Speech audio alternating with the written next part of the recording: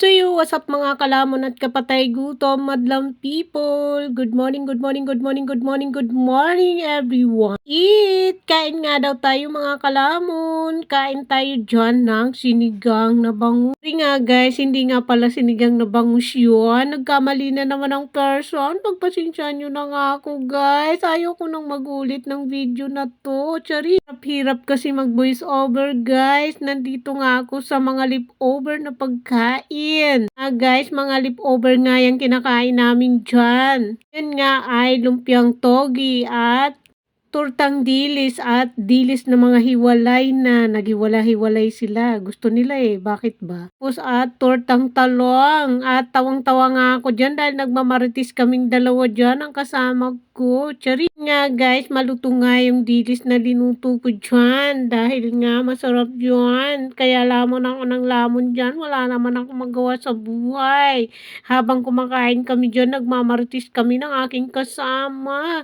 Tawang-tawa nga ako dyan dahil nga sabi niya magko-copy daw siya. Sabi ko bahala ka. Nagtatango-tango nga ako dyan. Hindi ko alam kung ano sinasabi ko sa kanya dahil binu-voice over ko lang naman to.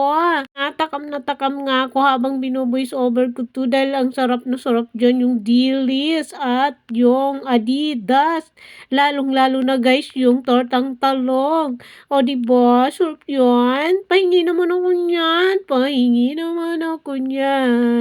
Nandito nga tayo sa leftover na ukray. Nubos ko na nga yan bago pa tumigas dyan sa ref natin. Kaya yan, tudula mo na ko dyan dahil leftover lahat yan. Kisa naman lahat masira. Sayang. Guys, inubos ko na nga dyan yung mga leftover na yan. Pero kahit anong gawin kong ubusin, hindi ko kaya dahil ako lang mag-isa.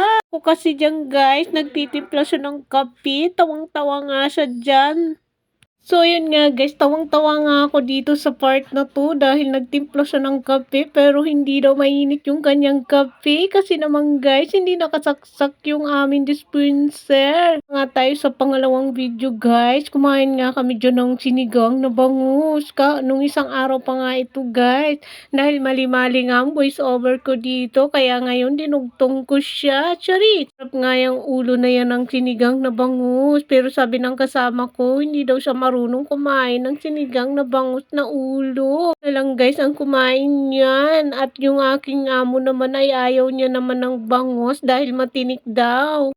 Kaya marami akong leftover guys na sinigang na bangus sa ref. Kaya ayan, todo kain na naman ang person. Kaya ayan, maraming salamat. Bye bye mga kalamon at kapatay gutom. Sa next vlog nga tayo magkita-kita ulit. Bye!